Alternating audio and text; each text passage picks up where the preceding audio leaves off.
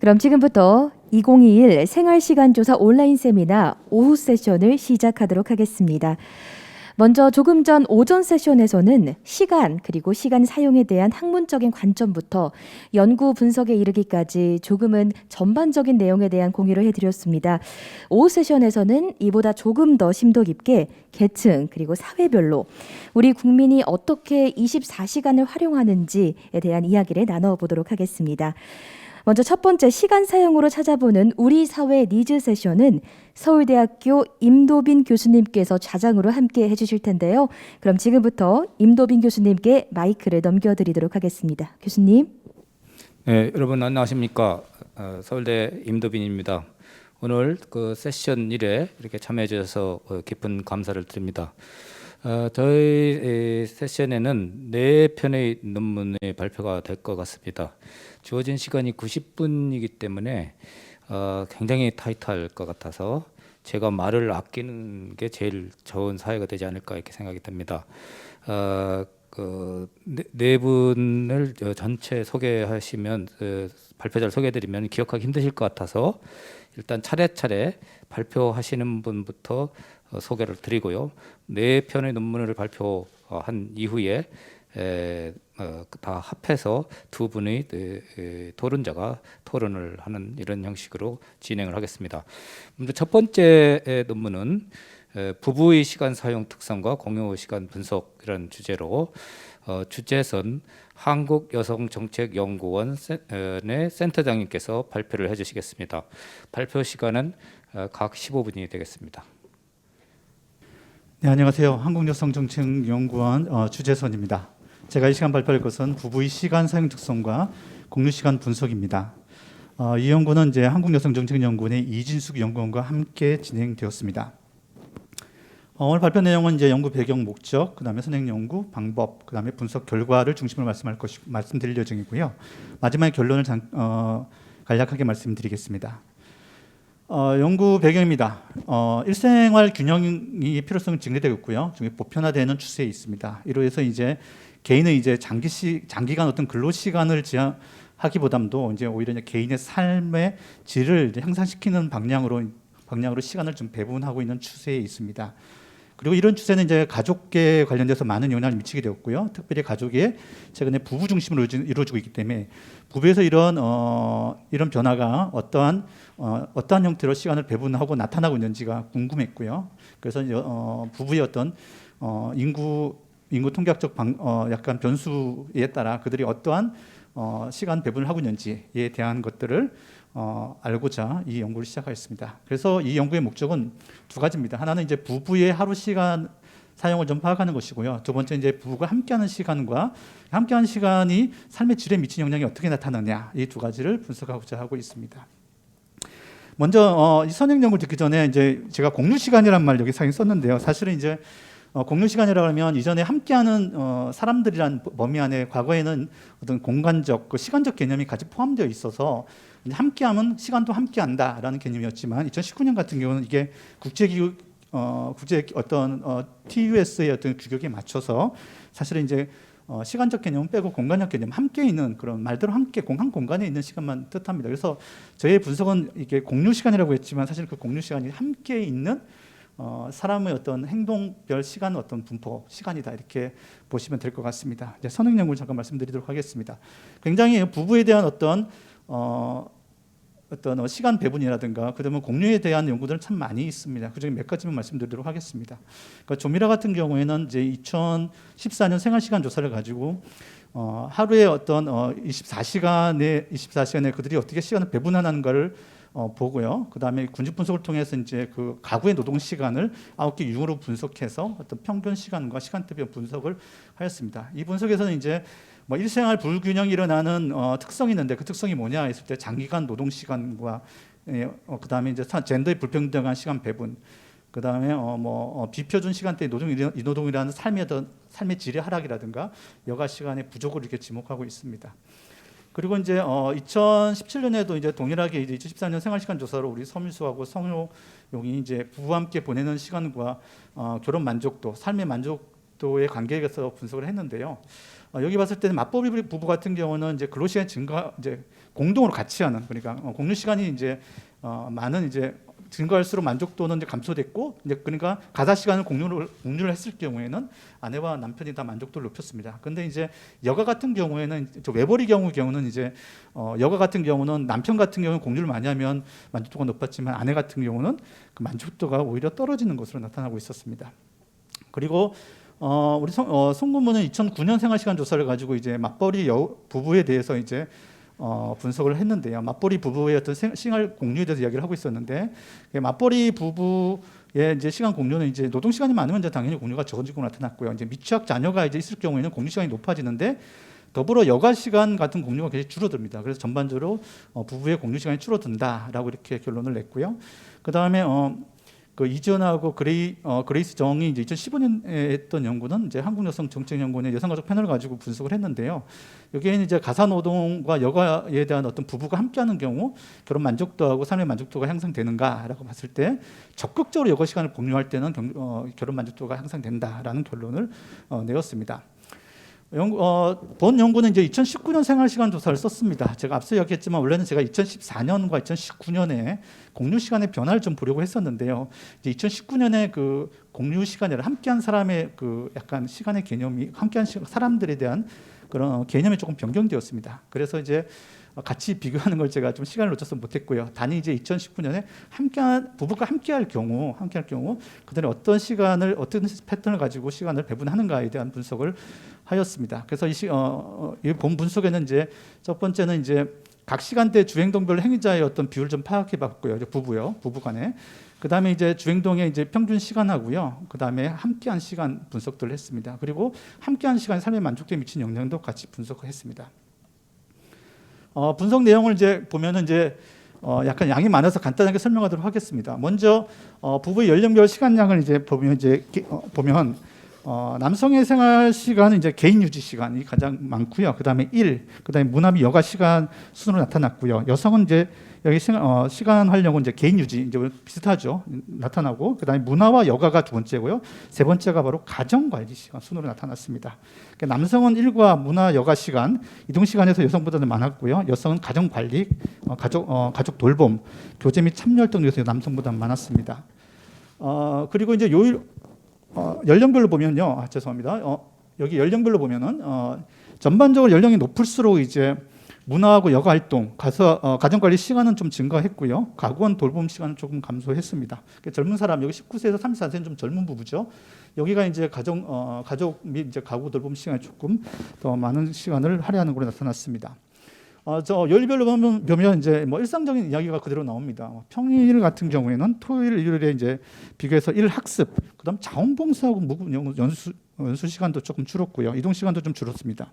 그 밖의 건수는 이제 좀 증가됐는데요. 특히 개인 유지 시간, 문화와 여가 시간들이 크게 나타나고 있습니다.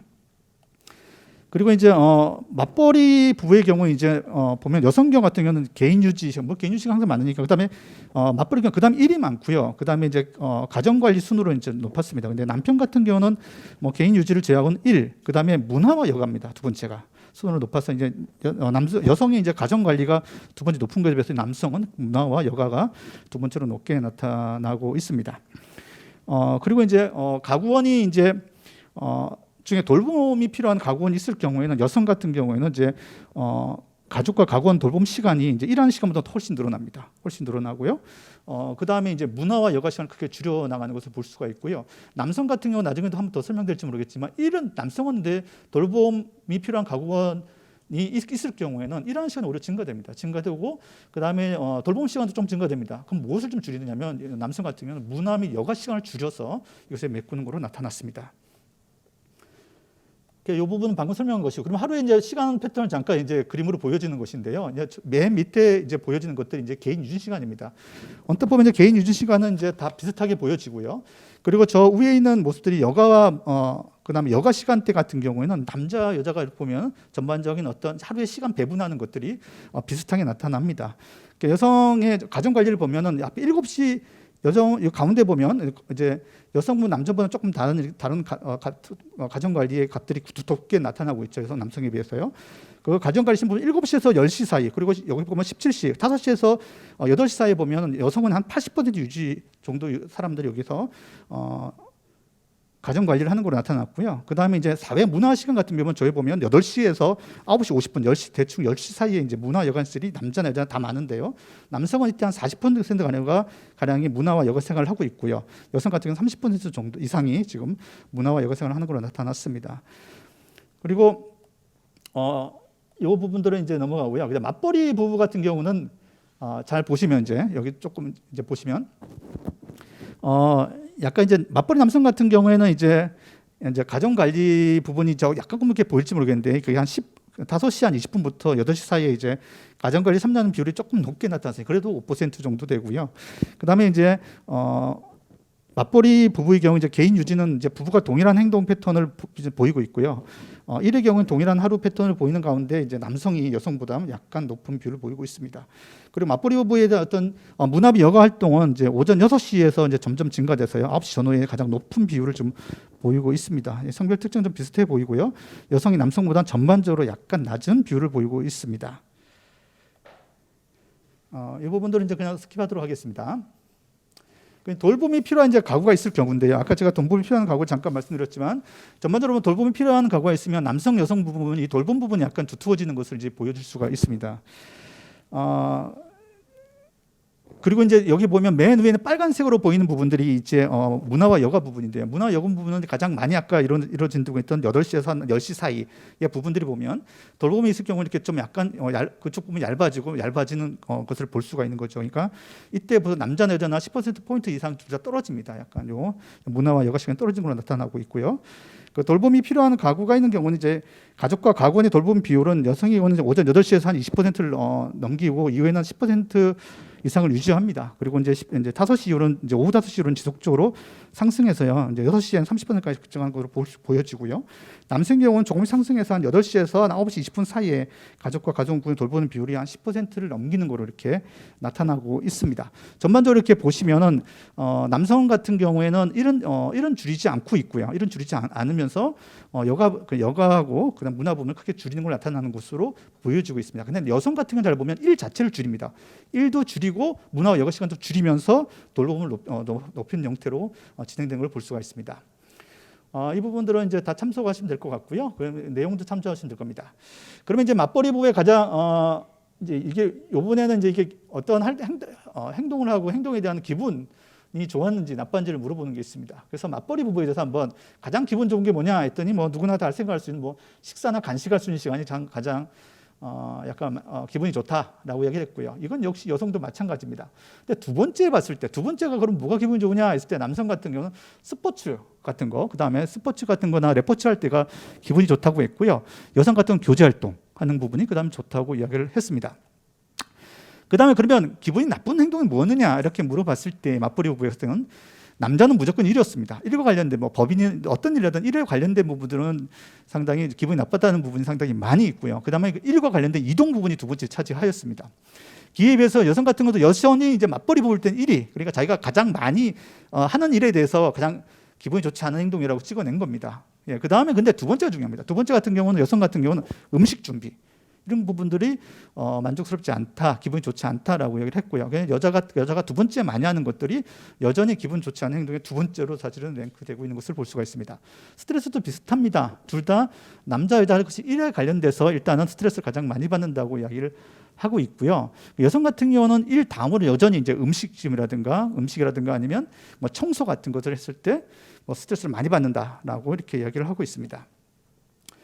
돌봄이 필요한 가구원이 있는 경우에는 이게 조금 재밌게 나왔는데 일단은 기분 좋은 행동 역시 식사입니다. 식사나 간식들이 두 개 다 돌봄이 있는 가구원이 있을 때는 뭐 그게 가장 기분 좋은 행동인데 두 번째입니다. 두 번째는 뭐냐면 남성 같은 경우는 스포츠하고 레포츠예요. 여전히 똑같습니다. 근데 여성 같은 경우는 달라집니다. 이제 그다음 많이 하는 행동이죠. 하는 행동이 보면 만 10세 이상의 아동을 돌볼 때 기분이 좋았다 이렇게 얘기를 하고 있습니다. 아마 이게 약간 시간과 약간 비례되는 부분이 좀 있습니다. 그죠? 그다음에 돌봄이 필요한 가군이 있는 경우에 이제 기분이 좋지 않은 행동이 뭐냐? 여기서도 또 재밌는 행동이 나옵니다. 남자는 무조건 1입니다. 1과 관련된 부분이 있고요.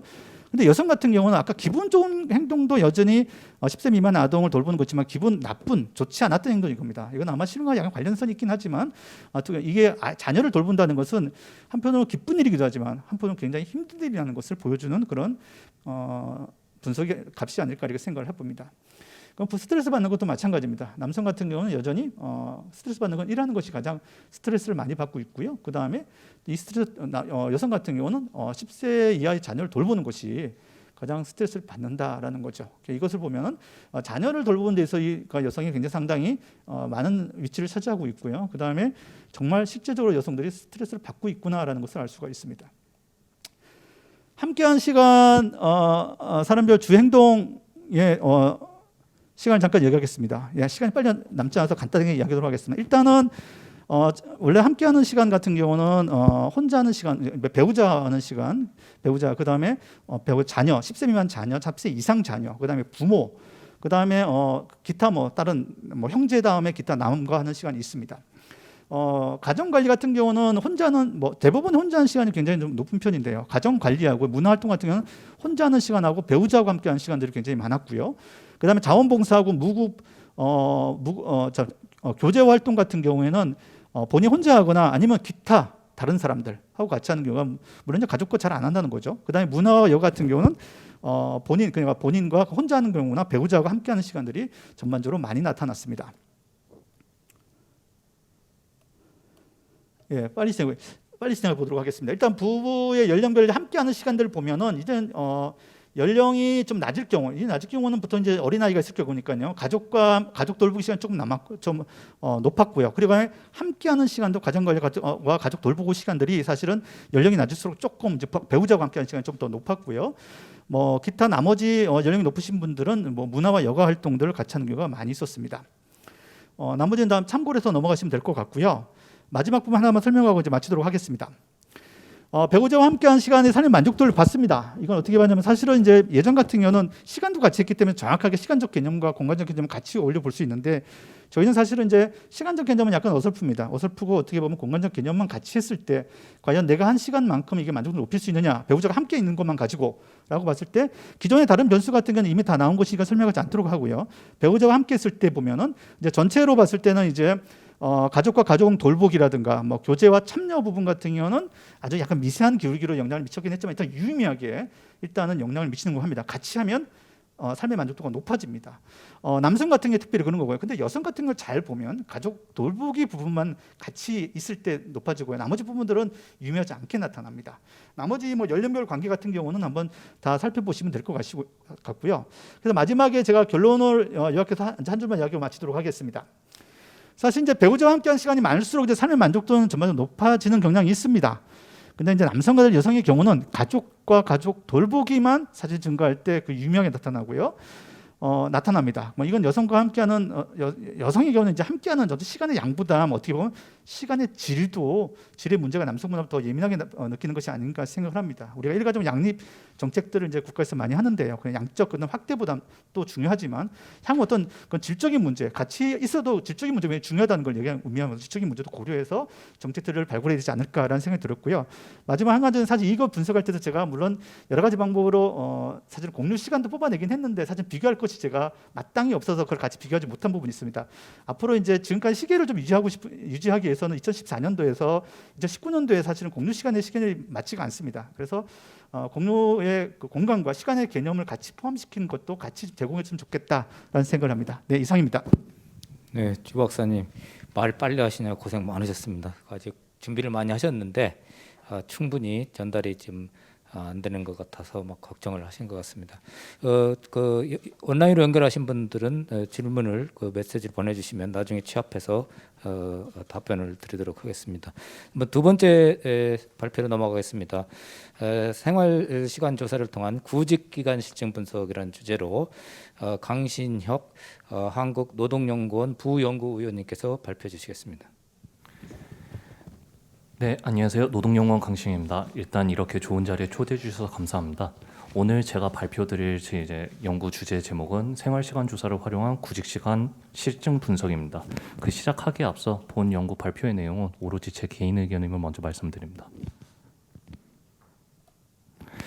네, 연구 배경부터 간략하게 말씀드리겠습니다. 그 구직 활동 시간에 관련된 그 구직 활동에 관련된 시간을 제가 이 연구에서 다뤘는데요. 그 해외에서도 이런 관련 구직 활동 관련해서 여러 가지 그 데이터셋이 당연히 있습니다. 그 가장 대표적인 게 어메리칸 타임 뉴스 서베이하고, 그리고 제가 알기로도 오전에 멀티내셔널 타임 뉴스 서베이 등 그 여러 가지 이런 데이터도 대표적으로 쓰이고 있고요. 또 뉴욕 연방준비은행에서 그 조사하고 있는 Survey of Consumer Expectation Job Search Survey, 그리고 이거는 현재 진행되고 있지는 않지만은 뉴저지에서 실업급여를 받고 있는 분들을 대상으로 그 조사한 뉴저지 서베이라는 데이터셋이 있습니다. 그래서 미국에서 그 이런 시간 활용 조사를 활용해서 그 이용을 해서 구직 활동 관련해서 어떤 특징이 나타나는지, 그리고 이 구직 활동 시간을 통해서 우리가 그 노동 시장을 어떻게 이해할 수 있는지, 그런 관련된 연구가 있었습니다. 그래서 제 연구의 배경이 된 아기널 헐스트 앤 카라바빈스 2013년 논문에서는 이분들이 보이신 게 어메리칸 타임스 서베이를 활용을 해서 이게 미국 데이터, 미국 시간 활용 조사에 해당되는데요. 미국의 경우에 실업자들이 생애 주기에서, 즉 연령별로 구직을 하기 위해서 들이는 시간, 여기서 구직 활동이라고 하는 것은 뭐 이력서를 작성하는데 몇 분을 썼는지, 웹사이트를 그 직장에 대해서 알아보기 위해서 웹사이트 방문을 해서 몇 분을 썼는지, 뭐 이런 시간들을 다 합친 겁니다. 해서 이 시간들을 한번 알아보니까 처음에 젊은 그 청년층이 노동 시장에 들어갔을 때는 이게 구직 활동을 그렇게 많이 하지는 않습니다. 이러다가 점점씩 제 연령이 들어감에 따라 그 시간을 늘리다가 한 50에서 55세, 그중 그 프라임 에이지 정도에 도달을 해서 그 가장 최고점을 찍고요. 그 다음에 은퇴 직전까지는 서서히 줄이는, 즉 역육자형을 보이고 있습니다. 이 데이터가 흥미로운 이유가 뭐냐면요, 저희가 이 데이터를 거시경제학에서 활용하는 그 불안비 시장 모형에서 예측하는 이론이 있습니다. 즉 이런 패턴을 우리가 경제학 이론에서 활용하는 그 이론으로 이해할 수 있는가라고 했을 때는 저 역육자형 패턴이 직관적이지는 않습니다. 이따가 제 연구 결과 간략하게 말씀드리면서 그건 자세하게 말씀드릴 건데요. 그래서 저분들은 이거를 저희가 흔히 거시경제학에서 활용하는 이론에서는 잘 이해할 수 없다. 거기서 연구를 마무리 지었고, 제가 2019년 연구에서 살펴본 것이, 저 현상을 이해하려면은 노동시장에서 경제 주체들이 접하는 소득 위험의 성격을 이해하는 것이 중요하다는 것을 제가 보인 바가 있습니다. 이것이 어떤 얘기냐면, 그 처음 노동시장에서 접하는 위험이 크게 두 가지를 저희가 고려할 수가 있을 텐데요. 한 번은 실업이라던가 아니면 건강 상황이 나빠졌다던가 이런 이유로 한번 소득이 크게 하락했을 때, 그때 그 상황이 크게 그 오랫동안 지속되는 위험의 성격이 있을 수가 있고요. 하나는 저희가 노동시장에 처음에 들어갈 때 제 적성이 뭔지 잘 모르고, 아니면은 내가 뭘 잘해야 될지도 잘하는지도 잘 모르겠고, 이런 불확실한 정보로 인해 발생하는 위험이 있을 수가 있습니다.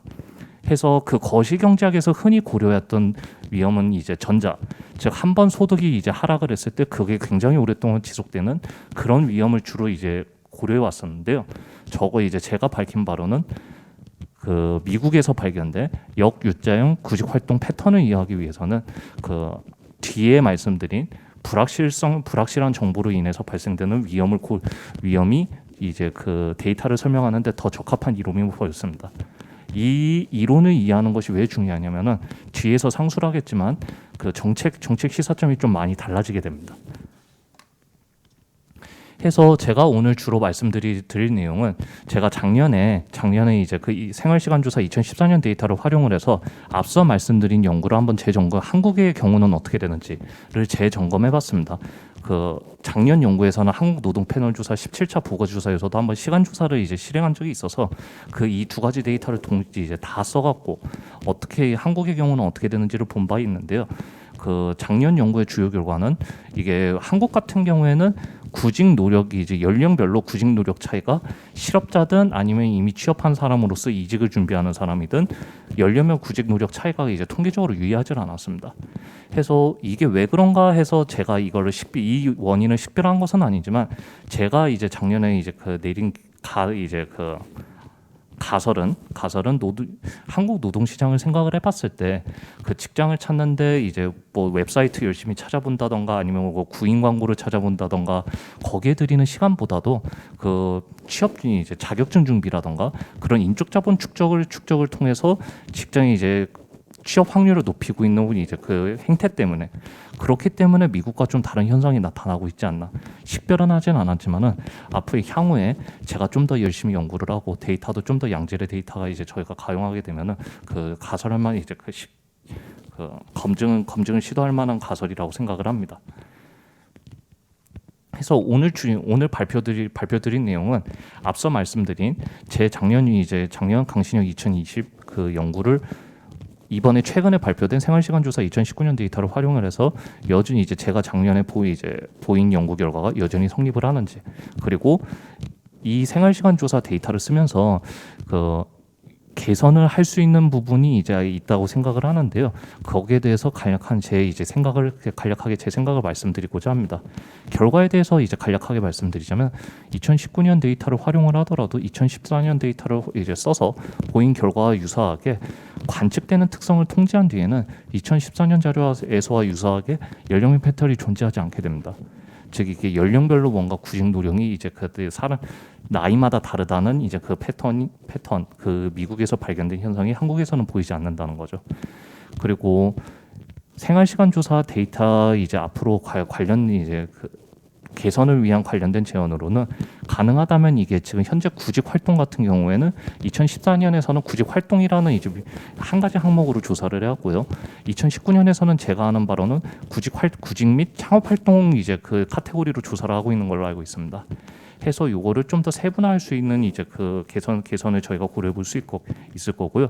그리고 경제활동 상태도 그 경제활동 인구조사와 이제 유사하게 좀 더 이제 세분화해서 저희가 볼 수가 있을 거고, 세 번째 제언이 이제 그 가장 제가 이번 발표에서 말씀드리고 싶은 것인데, 조사 주기 현재는 이제 5년마다 한 번씩 데이터가 수집되고 있는데 이것을 가능하다면 1년마다 1년 주기로 이제 그 고칠 수 있다면은 그 연구자한테도 큰 도움이 되고 그 데이터를 활용함으로써 앞으로 저희가 이제 볼 수 있는 부분이 많다고 생각을 합니다.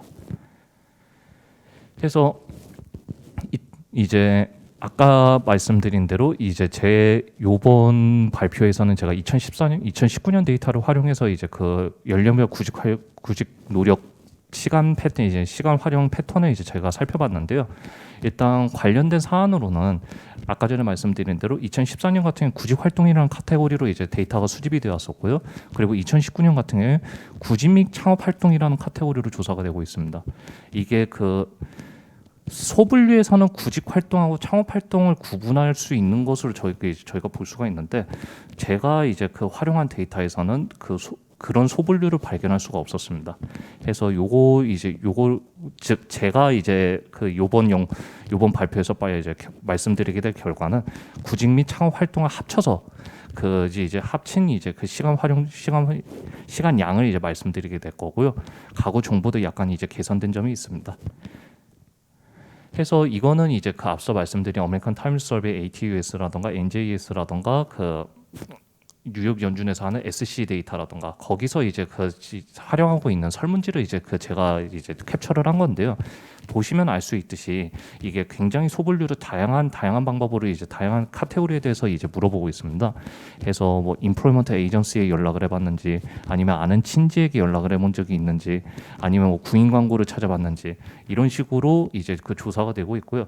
이 뉴저지 서베이 같은 경우 이게 온라인 조사였기 때문에 이런 형태로 이제 그 조사가 된 거고, 그 뉴욕 연준에서도 아까 전에 보여드린 아메리칸 타임스 서베이랑 비슷한 이제 그 설문지로 보여주고 있습니다. 그래서 이게 2019년 데이터 제가 이제 그 고려한 변수들의 이제 기초 통계인데요.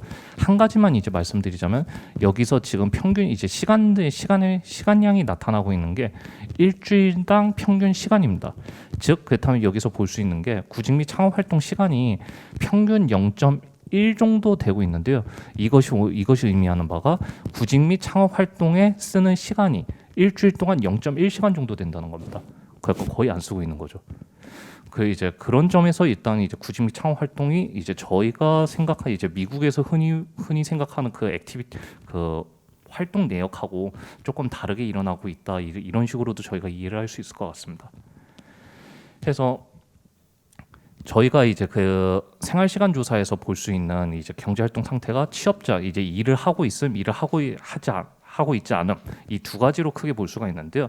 해서 그 편의상 취업 근로자와 무직자라고 했습니다. 왼쪽 그래프가 일을 하고 있지 않는 분들의 구직 및 창업 활동 시간량을 연령별로 이제 그 로이스라는 방법론을 이용을 해서 이제 그린 거고요. 그 오른쪽 그래프가 취업 근로자의 구직 및 창업 활동 이제 시간을 연령별로 그려본 겁니다. 이게 이제 관련된 이제 인적 특성을 통제하지 않은 상태에서는 뭔가 그 디크리징 트렌드가 있다고도 저희가 볼 수가 있을 텐데, 근데 이거를 회귀 분석을 통해서 관측되는 특성을 통제한 뒤에 이게 연령별 패턴이 어떻게 일어나고 있는지를 저희가 살펴보면은 그 보시면 알 수 있듯이 이게 그 일을 하지 않았던 분들을 대상으로 그 구직 활동 시간이 어떻게 되는지를 저희가 본 건데요. 모형 1이 관측되는 특성을 통제하지 않은 겁니다. 해서 관측되는 특성을 통제하지 않았을 때는 뭔가 연령별 패턴이 있는 이제 3차 함수로 이제 3차 함수 패턴이 있는 것처럼 저희가 볼 수가 있는데, 그 관련된 인적 특성, 뭐 돌봄 가구 원수라든가 성별이라든가 가구 소득이라든가 이런 거를 통제하고 난 뒤에는 이 패턴이 사라지는 것을 볼 수가 있습니다. 패턴이 사라진다고 하는 것은 통계적으로 유의하지 않다는 의미입니다. 그래서 일을 하였던 경우에는 이거는 이제 그 관측되는 특성을 통제하든 안 하든 연령별로는 큰 패턴이 이제 그 유의한 패턴이 이제 존재하지 않음을 저희가 볼 수가 있습니다. 그래서 이게 앞서 이제 제가 상술하겠다고 했던 그 정책 시사점이 어떻게 되냐면요. 그 만약에 구직 노력이 연령에 따라서 감소하는 프로파일을 보인다면은 이게 바로 이제 그 앞서 말씀드린 그 불안비 시장 모의, 저희가 거시경제학에서 흔히 활용하는 불안비 시장 모형 활용했을 때 예측하는 결과입니다. 즉 이것은 저희가 소득 위험을 고려를 할 때 한 번 낮은 소득을 겪게 되면 오랫동안 지속되는 이제 위험을 저희가 걱정해야 된다는 것이기 때문에, 이럴 경우에는 고용보험 확대 등이 그 소비 평탄화에 도움이 될 수가 있기 때문에 그 사회 후생 이 경우에는 이제 고용보험 확대를 고려하는 것이 사회 후생에 도움이 될 수가 있습니다. 물론 이게 그 실업자를 늘릴 수 있는 이제 그 위험도 이제 존재할 수 있긴 하겠지만요. 근데 만약 미국처럼 역육자형을 보인다고 하면은 그래서 만약에 불안정 정보가 그 경제 주체들이 좀 더 걱정해야 되는 위험의 성격이다라고 했을 때는, 그렇다면 이것이 그 불안전 정보로 인해 발생하는 위험을 해소하는 것이 도움이 될 수가 있기 때문에 진로 교육이라든가 아니면은 적성에 대해서 좀 더 이제 그 대학 차원, 대학이라든가 교육기관 차원에서 그 지도를 해주는 것이 도움이 될 수가 있을 것입니다. 그래서 제가 작년 연구에서 밝혔던 거는 앞서 말씀드린 대로 인적 자본 축적 행위가 그 미국에서 흔히 말하는 구직 노력 시간을 대체하는 현상이 한국에서 일어날 수 있기 때문에, 해서 공부하는 시간이라던가 아니면 자기 학습이라던가 요 시간 패턴을 연령별로 살펴봤을 때 그때는 그 관측되는 특성을 통제한다고 하더라도 연령에 따라서 감소하는 프로파일을 보였습니다. 그렇다면은 이게 구직이 이제 그 연령에 따라서 감소하는 프로파일이라고 하면은 소득이 한 번 낮아졌을 때 오랫동안 지속되는 위험을 저희가 걱정할 수 있다라는 것이 있기 때문에, 만약에 제가 그것을 식별해낸 건 아닙니다. 근데 만약에 그것이 참인 것으로 제가 추후 후속 연구를 통해서 증명할 수 있다면은 고용보험 확대 등이 그 사회 후생에 도움이 될 수 있음을 시사합니다. 그래서 생활시간 관련 재현을 이제 그 간략하게 말씀드리자면요. 앞서 말씀드렸던 대로 2014년하고 2019년과의 19년 데이터 카테고리 과정에서 그 지금 현재 그 수정하고 개선하는 과정이 보이고 있습니다. 그래서 이거는 데이터가 이제 그 개선되고 있는 과정이니까 그 앞으로는 이것이 통일된다면은 당연히 연구자한테 좀 더 도움이 될 거고요. 그리고 제가 이제 가장 이제 이 데이터를 쓰면서 감사하고 고마웠던 건 일단 시간 활용 조사 데이터가 존재한다는 것 자체가 제가 감사할 일이었고, 5년 주기 데이터로는 이게 거시적 분석이 좀 많이 힘듭니다. 이게 경기 변동에 따라서 예를 들어 갖고 앞서 말씀드린 구직 활동 시간이 어떻게 변하는지, 혹은 뭐 그 뒤에서의 이제 이제 남녀별 상대가사 노동 시간이라던가 이것이 경기 변동에 따라서 어떻게 변하는지 요거를 이제 본다고 하면은 5년 주기 데이터로는 좀 많이 힘듭니다. 그래서 1년 주기 조사가 이제 할 수 있다면은 그것이 도움이 될 수가 있을 텐데요. 그 1년 주기 조사가 이제 그냥 막 하기에는 아무래도 실무적으로 많이 힘들 것이고 ATUS와 유사하게 이제 이게 CPS랑 같이 이제 동시 진행되는 데이터거든요. 그래서 경제활동 인구조사 부가조사 형식으로 1년 주기로 이제 좀 그 진행할 수 있을지 할 수 있을 것으로 이제 제가 생각을 합니다. 네, 이상입니다. 제가 드릴 말씀은 다 드렸고요. 네, 들어주셔서 감사합니다. 네, 강신혁 박사님, 예, 감사합니다. 2014년, 19년 이 일관성 있는 결과가 나온다 이런 말씀을 발표하신 것 같습니다. 세 번째 논문은 이제 좀 더 특수 계층인 이제 노년 시간을 연구하신 서울대학교 국제이주와 포용센터 전지원 책임연구원님께서 발표해 주시겠습니다. 안녕하세요. 서울대학교 국제이주와 포용사회센터의 전지원입니다. 시간 사용으로 찾아보는 우리 사회의 니즈에 대한 뜻깊은 세션에 발표할 기회를 주셔서 무척 감사합니다. 저는 종종 다른 나라의 연구자분들과 함께 각국의 생활시간조사 데이터를 모아서 비교 연구를 하곤 하는데요. 매번 다른 나라에 비해 한국 통계청의 생활시간조사 데이터의 퀄리티가 높아서 늘 자랑스러운 마음을 가지고 있습니다. 이렇게 양질의 자료를 수집하는 것이 얼마나 어려운 일인지 잘 알기 때문에 늘 이 데이터에 깊은 애정을 가지고 있고 또 한국의 그 생활시간조사 자료가 더욱 널리 활용되기를 희망하고 있습니다. 저는 오늘 그 일환으로 이 자료가 한국 사회의 중요한 변화인 인구 고령화를 이해하는 데 어떠한 시사점을 주는지에 대해 노년의 시간 사용 균형과 웰빙이라는 주제를 중심으로 말씀드리고자 합니다. 늙어가는 대한민국, 고령화 후폭풍, 부양비 증가, 이게 지난 7월 말에 언론을 장식한 헤드라인들입니다. 얼마 전 발표된 2020년 인구주택 총조사에서 65세 이상 고령 인구가 820만 6천여 명으로 전체 인구의 16.4%를 차지하는 것으로 나타났기 때문인데요. 앞으로 3, 4년 이내에 65세 이상 인구가 전체의 20%를 넘는 초고령 사회에 진입할 것으로 예상이 됩니다. 흥미로운 것은 이 인구 고령화를 바라보는 우리 사회의 시선이 지난 20여 년 동안 큰 변화가 없다는 사실입니다. 지금으로부터 20여 년 전 2002년 동아일보 기사를 볼까요? 당시는 2000년 기준으로 65세 이상 인구가 전체의 7.2% 정도일 때였는데요. 이때도 역시 노동인구 감소, 성장 둔화 시한 폭탄 이런 시각으로 다루고 있었습니다. 2005년 국민일보 기사 역시 저출산 고령화, 한국 너무 빨리 늙어간다는 우려를 담고 있죠. 지난 7월 말의 기사들과 비슷합니다. 하지만 2002년에는 스마트폰이 없던 시대였습니다. 쿠팡이나 배달의 민족과 같은 온라인 쇼핑몰이나 배달 시스템도 혹은 AI나 메타버스도 없었죠. 고령층의 교육 수준, 건강 수준, 소득, 자산도 지금과는 매우 달랐습니다. 지금의 고령 인구는 더 건강하고 더 교육 수준이 높고 자산, 소득 등의 측면에서의 불평등과 차이도 더 큽니다. 사회도 이렇게 눈부시게 변화됐고 고령층도 다원화됐고 가족 구조도 바뀌었지만 65세 이상 인구 비중 증가를 바라보는 시선만 20년째 그대로인 것입니다. 저는 고령 인구의 증가에 대한 이런 관습적인 우려에서 벗어나서 21세기 2021년의 초고령 사회가 어떤 의미인지에 대한 논의와 고찰이 필요한 시점이라고 생각합니다. 이를 위해서는 그동안 고령 인구라고 한 묶음으로 불렸던 65세 이상의 사람들이 과연 어떻게 일상을 살아가는지, 그리고 과거의 고령층과는 무엇이 유사하고 무엇이 다른지 등에 대한 정보가 필요합니다. 그러한 의미에서 24시간을 어떻게 보내는지를 기록하고 그 구체적인 일상의 패턴을 분석하게 해주는 생활시간 데이터는 매우 귀중한 자원이라고 할 수 있겠습니다. 하지만 아쉽게도 우리는 여전히 60에서 100세까지 40년을 하나의 집단으로 다루는데 너무나 익숙합니다. 예를 들어 볼까요? 이 생활시간 자료 보고서는 10대, 20대, 30대, 40대 등 연령대별로 수면, 취침, 기상 여가가 어떻게 달라지는지를 멋진 인포그래픽으로 보여주고 있습니다. 그러나 매우 아쉽게도 노년 인구는 60세 이상으로만 다뤄지고 있습니다. 물론 예전에는 은퇴 이후라고 하면 65세나 70세나 80세의 일상에 큰 차이가 없던 시절도 있었습니다. 그러나 2021년 60세의 하루와 85세의 하루가 같을 수 있을까요? 또한 같은 70대라고 하더라도 건강 상태에 따라 이들의 일상은 크게 차이를 보이게 됩니다. 초고령 사회를 잘 준비하기 위해서는 노년의 이러한 다양성, 노화의 다른 속도에 주목해야 합니다.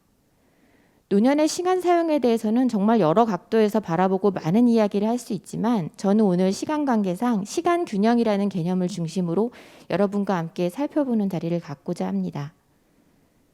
시간 균형이라는 개념이 낯설게 들릴 수도 있을 것입니다. 우리에게 익숙한 시간 균형의 개념은 워라벨, 워크라이프 밸런스의 개념이죠. 오늘 오후 세션에서도 보시겠지만 일과 가정의 양립이 어떻게 이루어지는가를 중심으로 살피는 워라벨의 문제는 맞벌이 부부와 같이 할 일이 너무 많은 데서 오는 시간 압박의 문제를 주로 다루고 생활시간 데이터가 가장 유용하게 사용되는 영역 중 하나입니다.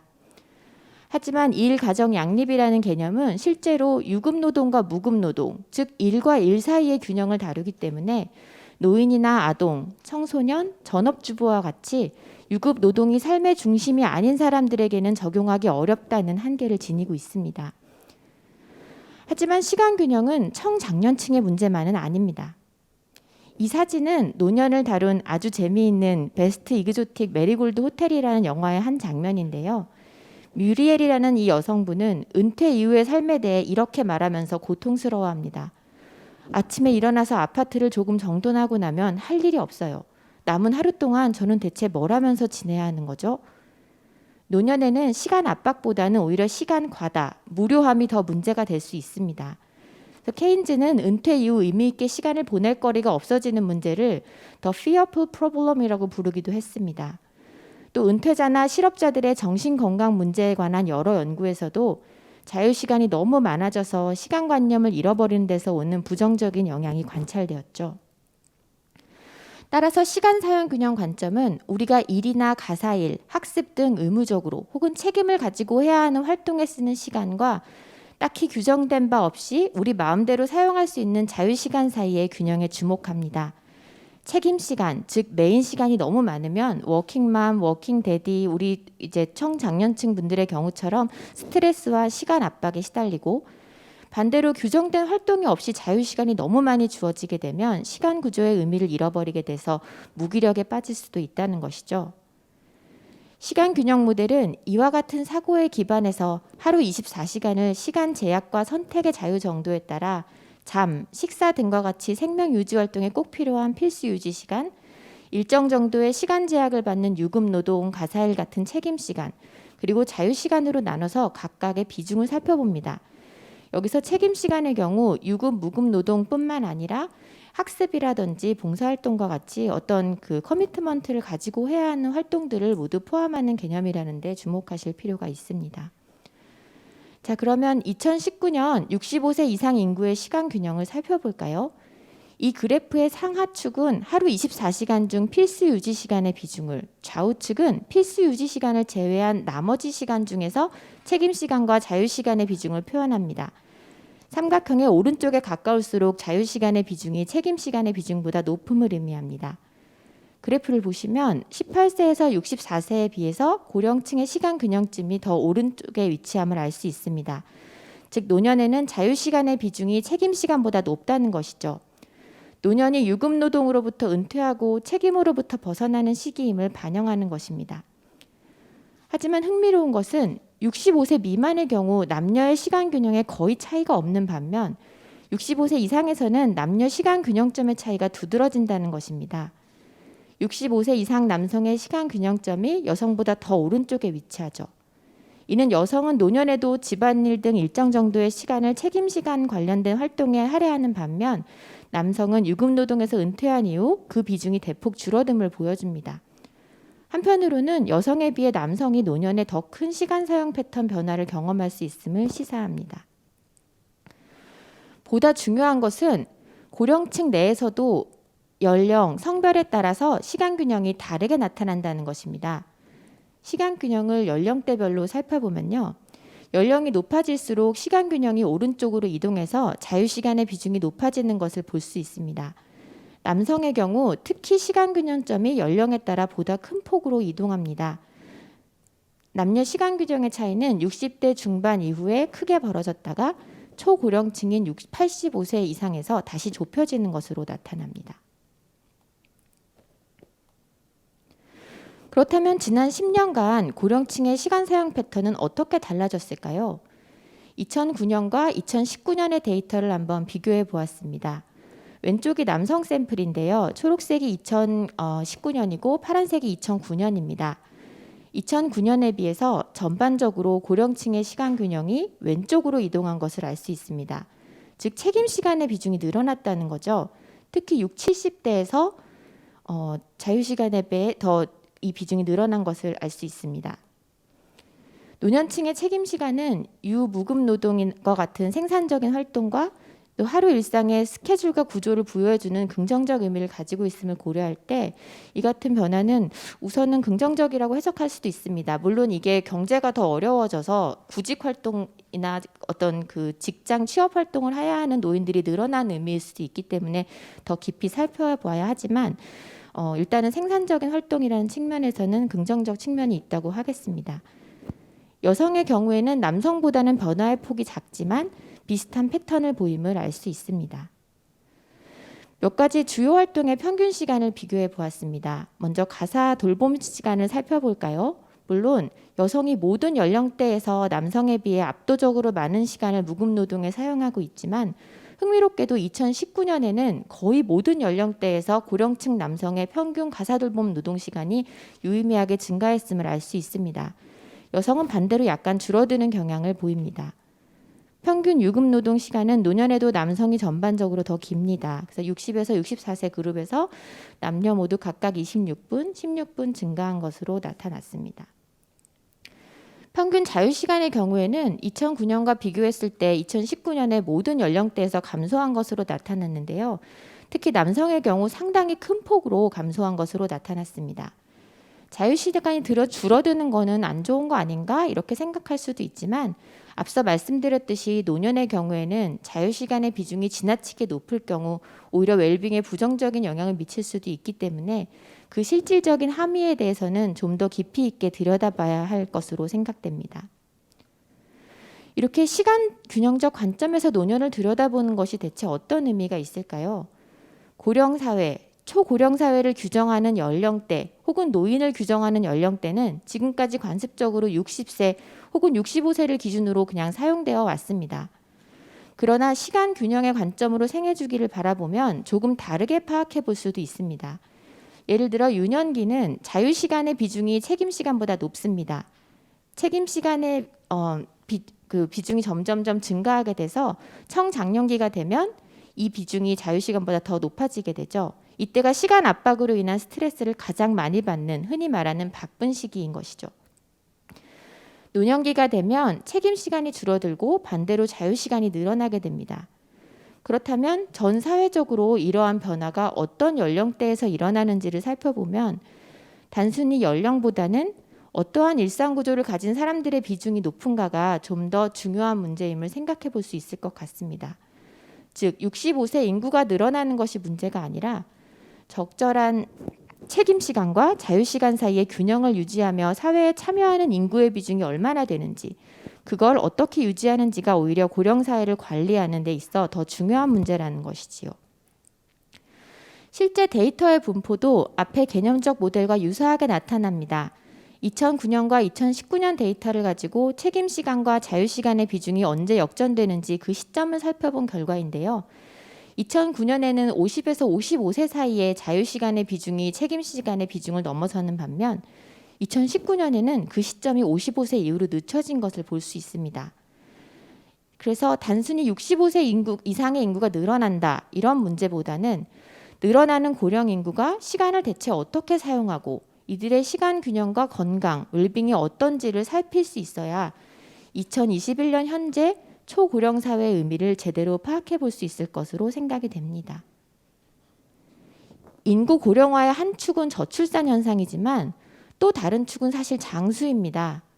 그래서 고령화는 보통 부양 부담이나 뭐 재앙이나 어려움 이런 측면에서 고려되지만 사실은 보다 건강하고 활기찬 노년을 보내는 인구가 늘어나는 것은 사회적 축복일 수 있습니다. 이렇게 생활시간 자료가 보여주는 패턴들은 단순히 연령을 기준으로 고령층을 일관된 집단으로 고려하는 것, 연령을 관습적으로 그냥 65세 이상은 노인이니까 큰일이야 이렇게 대하는 것이 바람직한가에 대한 질문을 던집니다. 고령층의 시간 균형을 살피고 보다 오랫동안 보다 많은 사람들이 적절한 시간 균형을 유지하면서 건강한 노년을 보낼 수 있는 사회 시스템을 갖춰 나간다면 초고령 사회도 그렇게 어두운 눈으로 바라볼 일만은 아니라는 말씀을 드리면서 오늘의 발표를 마치고 싶습니다. 감사합니다. 네, 전 박사님 감사합니다. 아주 중요한 그 문제를 지적을 해주셨는데 제가 말씀드리기보다는 오늘 채팅창에 여러분의 그 멘트가 올라오겠는데요. 미성 2503 아이디를 가지신 분이 이런 말로 하셨는데 참 의미 있는 말씀인 것 같습니다. 노인 문제는 코로나19만큼 중요합니다.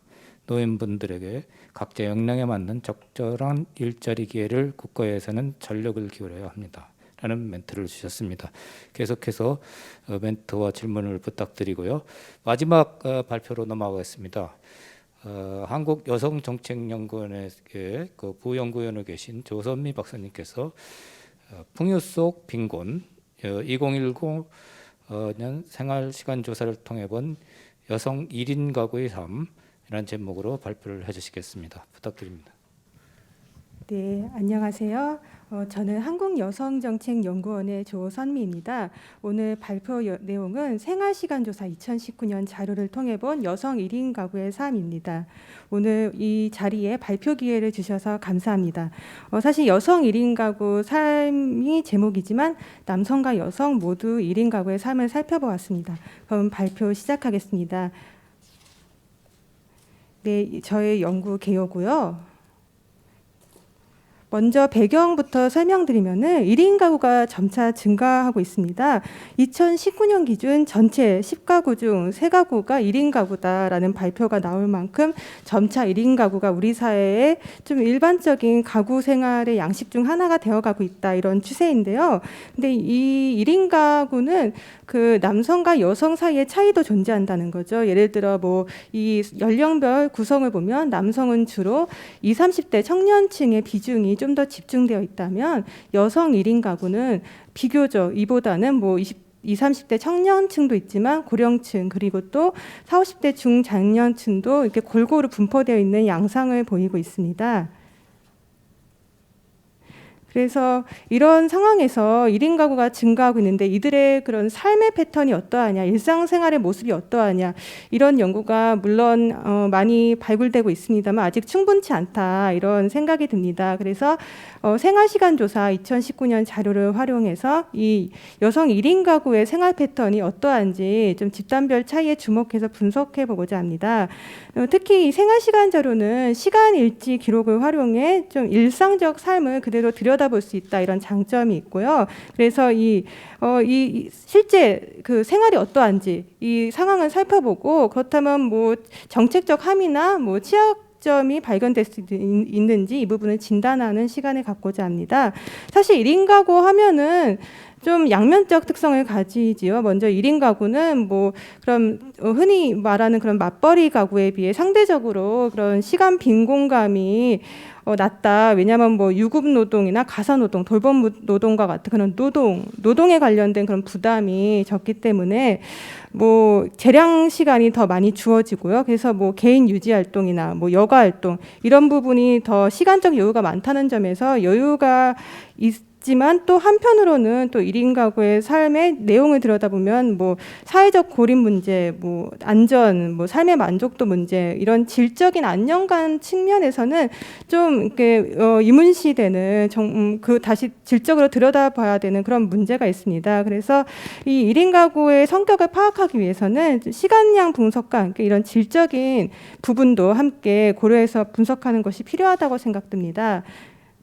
그래서 선행 연구를 살펴보면 뭐 1인 가구를 다룬 연구는 일단 1인 가구가 좀 취약한 부분이 있다. 뭐 소득 수준도 낮고 주거가 불안정하고 고용 불안정도 있고 사회적 고립도가 높다. 이런 취약한 부분에 대해서도 지적하지만 사실 그보다 1인 가구의 좀 양상이 다양하다는 거죠. 그러니까 뭐 면밀히 연구를 살펴보면 뭐 정말 이런 사회적 지위 성취를 누린 집단 골드 세대에서부터 뭐 이런 뭐 불안한 독신자와 같이 이런 사회적 취약한 위치에 놓여 있거나 또 고령층에 의해 실버 세대를 중심으로 형성된 1인 가구와 같이 이런 다양한 유형이 존재한다 볼 수 있고, 그래서 1인 가구는 이렇게 각자 다양한 삶의 지향과 정책 수요를 갖기 때문에 이 유형 중심으로 생활 양식의 유형 중심으로 들여다봐야 된다, 이런 생각을 갖고 있습니다. 그래서 과거 기존 연구는 이런 1인 가구에 대해서 주관적 인식에 대한 연구가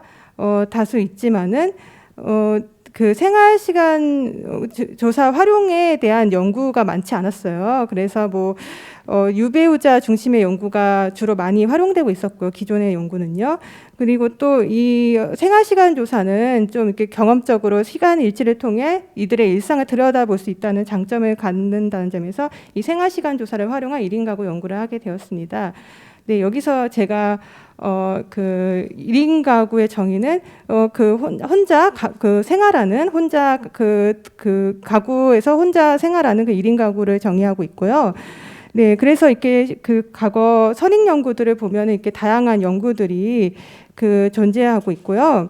그래서 이 연구 방법을 좀 소개하겠습니다. 그래서 자료는 이 생활시간 조사 활용했고, 또 이 첫째, 둘째 일지가 있는데 저는 둘째 일지를 선별했고요. 그래서 시간량, 시간대, 혼자 있는 시간 분석 이 세 가지 모두 이렇게 살펴보고자 합니다. 그래서 뭐 이 시간을 어떻게 분류하느냐, 이게 또 하나의 논쟁이 될 수 있을 것 같아요. 그런데 뭐 이게 저는 이게 유기라고의 연구를 활용해서 좀 응용적으로 다시 재구성했습니다. 그래서 뭐 수면, 식사, 자기 관리, 노동 시간, 가사 돌봄이 있고요. 이 활동적 여가, 정적 여가의 부분을 나누었어요. 활동적 여가는 좀 더 이렇게 뭐 사회적 관계나 대면 교제, 뭐 신체적 활동에 관련된 뭐 학습, 자기 개발에 관련된 교류나 학습에 주안점을 두고요. 그리고 정적 여가는 뭐 일반적으로 가장 대표되는 건 TV나 미디어 청취, 그냥 휴식 뭐 이런 식의 여가라고 볼 수 있습니다.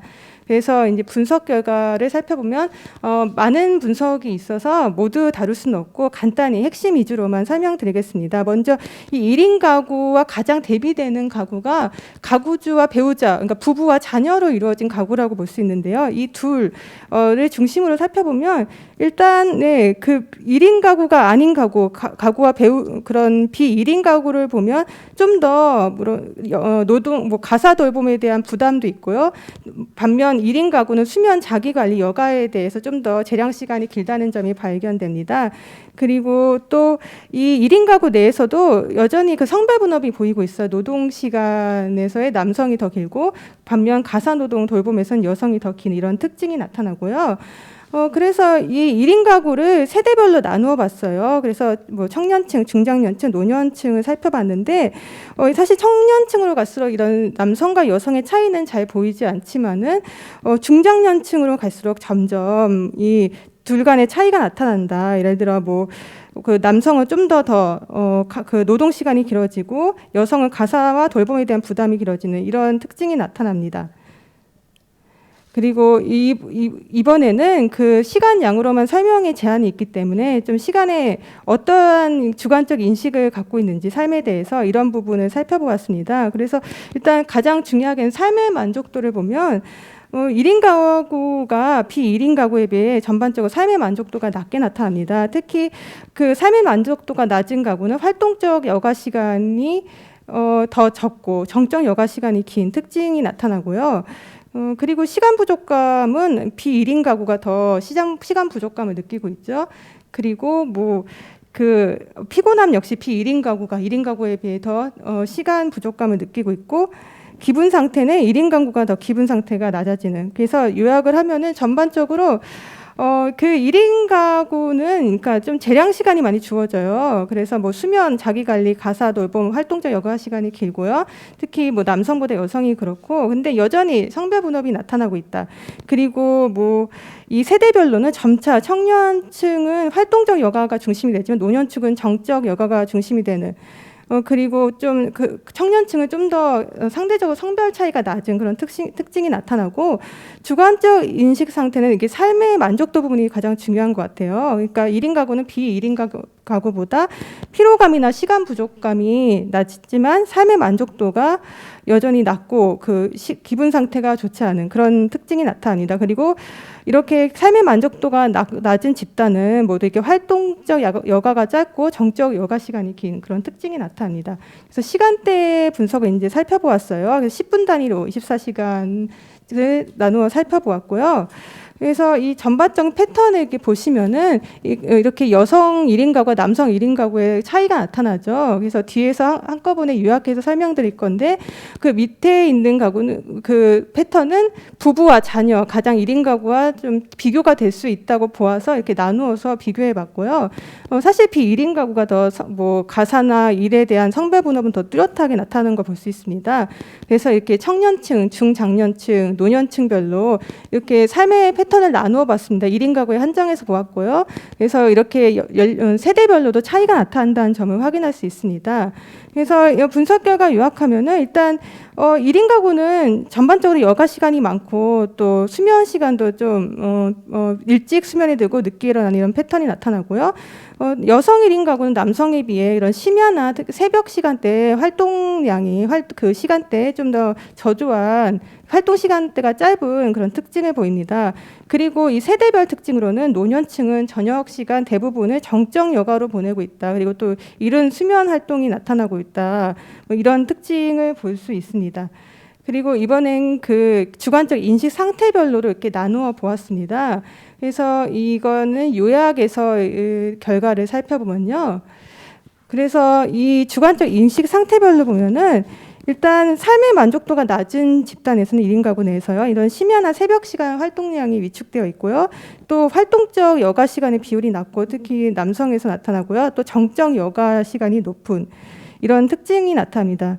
그리고 피곤한 집단은 주로, 그러니까 피곤이나 시간 여유는 주로 이렇게 노동 시간과 많이 연관이 되어 있어요. 그래서 이 노동 중심의 삶이 나타나고 노동 시간, 그리고 뭐 또 기분 상태 역시 이렇게 노동 시간 일과에 좀 좌우되는, 노동량이 많다던가 늦은 시간까지 야근을 한다던가 이런 특징을 보이고 있습니다.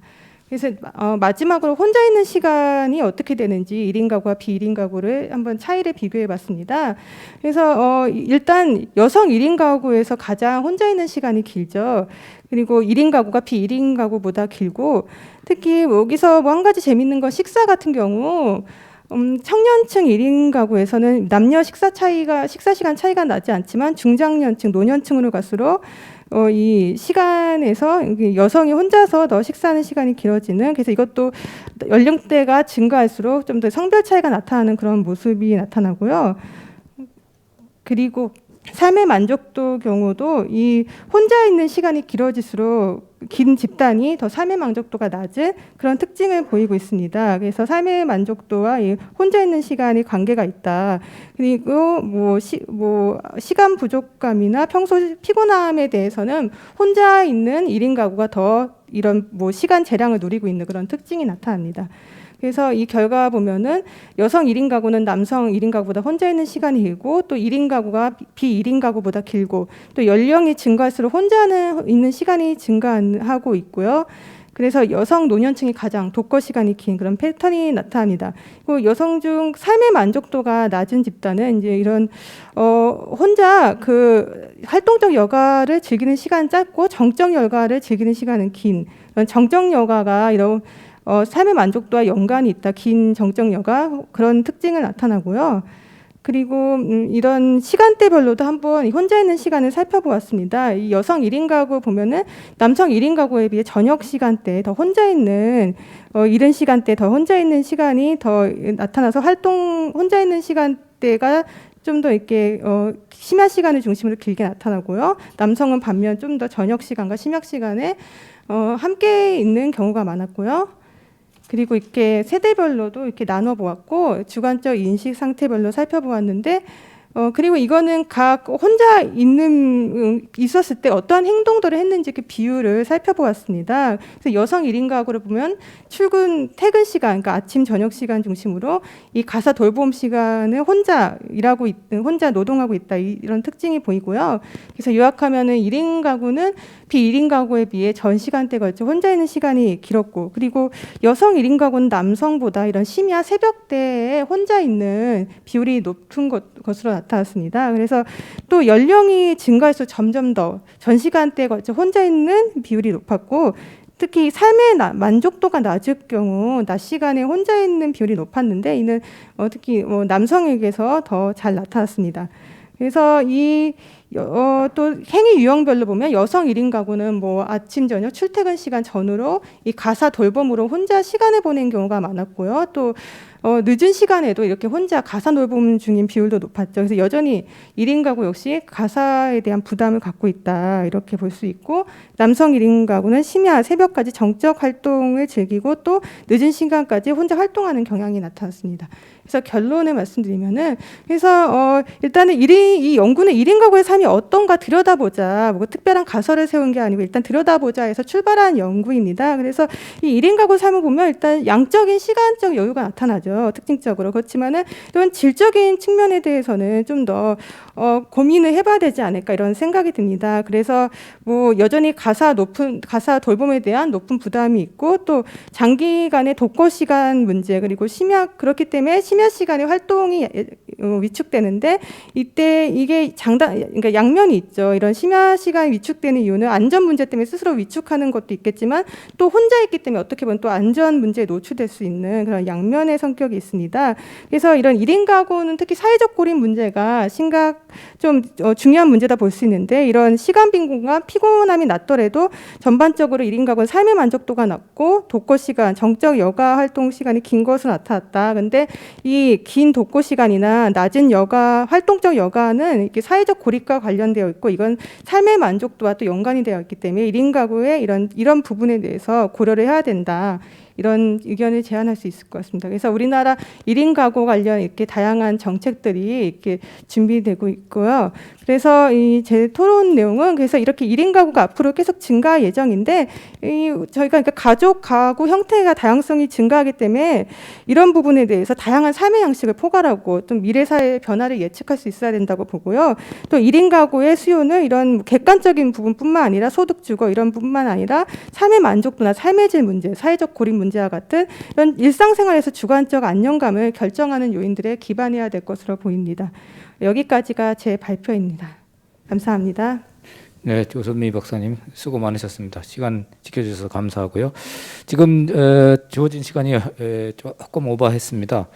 두 분의 토론자를 모셨는데요.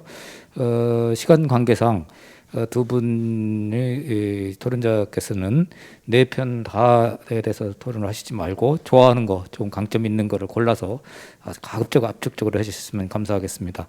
먼저 김주현 교수님이십니다. 충남대학교에서 근무하고 계십니다. 네, 안녕하세요. 충남대학교 사회학과의 김주현입니다. 생활시간 조사 자료는 그 일상생활의 면면을 조사할 수 있는 사회적 현미경이다라는 비유가 있을 정도로 연구자들에게서는 굉장히 흥미로운 자료입니다. 그런데 오늘 여러 연구자 선생님들께서 이 생활시간 자료를 가지고 흥미로운 연구를 발표를 해주셨는데요. 그 발표 내용을 잘 듣고 또 제가 이렇게 토론할 수 있는 기회를 주셔서 감사합니다. 제가 오늘 토론할 연구는 일단 그 강신혁 박사님의 생활시간 조사를 활용한 구직시간 실증 분석을 먼저 토론을 하겠는데요. 강 박사님께서 노동자들의 위험이라고 하는 것을 위험은 실직이나 경력 단절 여러 요인으로부터 올 수 있는데, 이런 구직 활동, 이런 위험으로부터 벗어나기 위해서 구직 활동을 사람들이 하는데, 이 구직 활동에 사용하는 시간, 이 시간 사용을 실증 연구를 통해서 우리가 정책적 함의를 어떻게 받을 수 있는가라는 연구를 하셨습니다. 매우 흥미로운 내용인데요. 발표 중간에도 말씀을 하셨지만 발표에 소개된 해외 구직 활동 시간 조사서와 그 한국의 그 통계청의 그 생활시간 조사를 조금 이렇게 비교를 좀 하셨었는데 제가 보기에는 두 조사가 약간의 성격이 다른 측면이 좀 있는 것 같아서 아무래도 이제 노동과 관련된 활동, 특히 구직 활동에 집중해서 연구하기에는 좀 한계가 있지 않았을까라는 그 연구자로서 같이 이제 공감하는 부분들이 좀 있었습니다. 그럼에도 불구하고 여러 가지 흥미로운 내용들을 말씀을 하셨는데 제가 몇 가지만 질문을 통해서 토론을 하도록 하겠습니다. 첫 번째는 오늘 발표 내용이 많아서 아마 다 설명을 못 하셨는 부분도 있을 것 같은데요. 분석 결과표에 보면 구직 및 창업 활동 시간에서 내연하고 외연으로 구분을 하셨거든요. 근데 이것이 무엇인지가 발표에서는 잘 설명이 안 됐고요. 그다음에 연령 패턴을 보기 위해서 그러셨던 것 같은데 연령 제곱, 연령 세제곱 변수를 모형에 포함시키셨는데 요걸 조금 더 설명을 해주시면 좋을 것 같고요.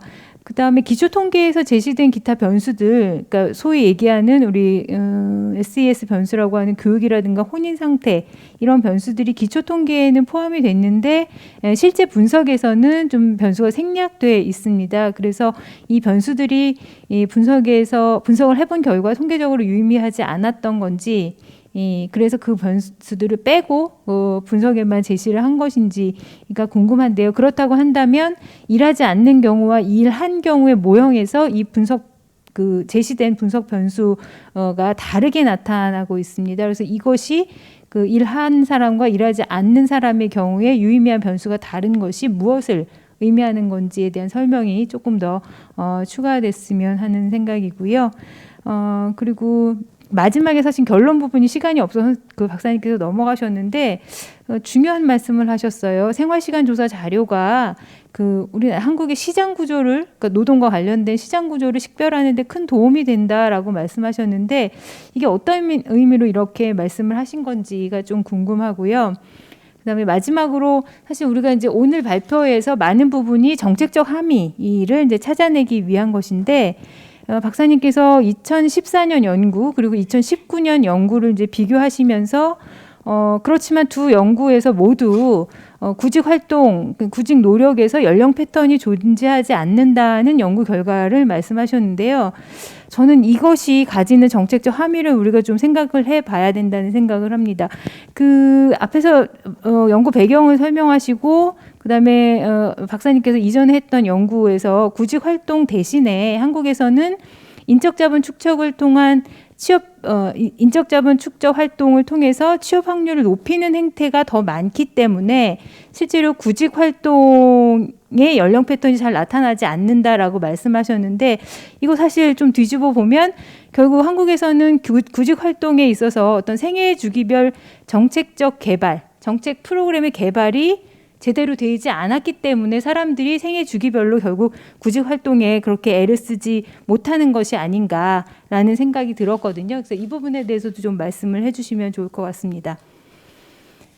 그리고 제가 두 번째로 토론을 좀 말씀드리고 싶은 것은 우리 전지현 박사님께서 고령자 시간 사용 균형에 대한 연구를 하셨는데요.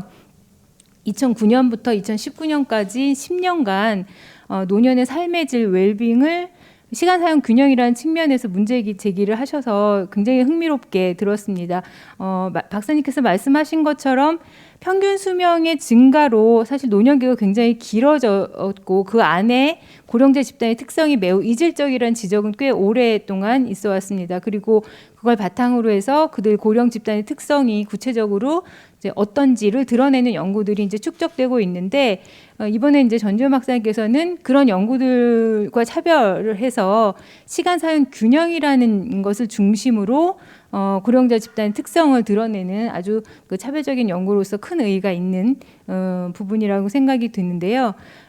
몇 가지 그 연구 내용 중에서 기존 연구와 이렇게 그 비교해서 조금 여쭤보고 싶은 게 뭐냐면 연구 발표에서도 말씀하셨지만 그 노년기 부부 가구의 가사 또는 돌봄 시간을 분석한 기존 연구들에서 보면 노년기 그 부부 가구에 있어서 성역할 분업의 양상이 여전히 유지된다 하는 연구들이 대부분입니다. 그래서 근데 여기 이제 전지현 박사님 연구에서는 남성 노인들이 가사 돌봄 시간이 이제 뭐 80세 미만 고령자에 있어 특히나 연령 차이가 없이 연령 집단의 차이 없이 일관되게 그 가사 돌봄 시간이 증가하고 있다라고 한다면 이것이 성역할 분업 양상의 어떤 변화를 우리가 좀 그 예상할 수 있는 것인가라는 생각이 들고요.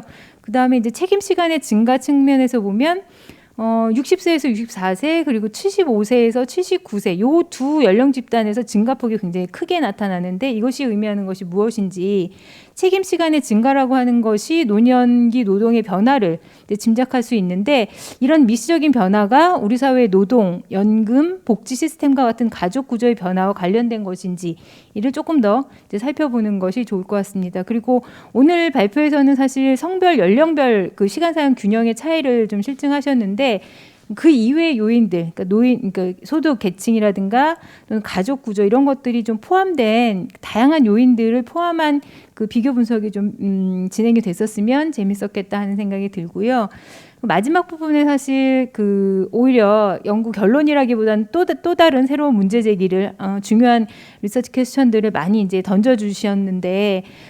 개인적으로 이 부분에 대해서 제가 좀 관심이 많긴 하지만 시간 사용 균형이라고 했을 때 앞에서 시간 사용 균형 모델을 통해서 필수 유지 시간이나 책임 시간, 자유 시간 구분을 해주셨는데 이거는 우리가 이해할 수 있는데 이 구분과 별도로 균형이라고 하는 것은 매우 주관적인 개념이기 때문에 이걸 어떻게 조작적 정의를 해서 파악할 것인지 하는 문제는 여전히 의문점으로 남는 부분이고요. 그다음에 이제 마지막으로 사실 제목에 그 고령자들의 시간 사용 균형과 웰빙 이렇게 말씀을 하셔서 시간 사용 균형에 따라서 그러면 고령자들의 웰빙이 어떤 차이가 있느냐라는 것들이 이제 발표될까 했었는데 오늘 그 부분은 좀 포함되지 않은 것 같아서 향후에 이 웰빙의 영향이라든가 웰빙의 차이라든가 이런 것들이 좀 나타나면 훨씬 더 재밌는 연구, 의미 있는 연구가 되지 않을까 싶습니다. 감사합니다. 네, 김지원 교수님 감사합니다. 시간 생활 조사인데 제가 시간 통제를 하려니까 너무 힘듭니다. 지금 너무 많은 좋은 말씀 해주셨는데 답변하는 시간은 거의 1분도 안 드릴 것 같습니다. 미리 좀 짧게 답변할 걸 준비를 부탁드리고요. 두 번째 토론 우리 방송통신대학교에 계신 서지원 교수님 짧게 부탁드리겠습니다. 네, 안녕하십니까. 한국방송통신대학교 생활과학부의 서지원 교수입니다. 먼저 이렇게 생활시간 조사 온라인 세미나에 초대되어서 토론할 수 있게 돼서 정말 영광으로 생각합니다. 생활시간 조사 온라인 세미나에서 생활시간 관리가 잘 안 된다고 하셔서 저는 정말 짧게 하겠습니다. 먼저 주재선 박사님, 센터장님, 부부의 시간 사용 특성과 공유 시간 분석에 대한 그 토론부터 먼저 하도록 하겠습니다. 연구 내용이 굉장히 방대하세요. 그러니까 15분 안에 발표하시기 굉장히 어려우셨을 것 같고 아마 들으시는 분들도 자료집 내용을 다시 살펴보시는 것이 필요하실 것 같습니다.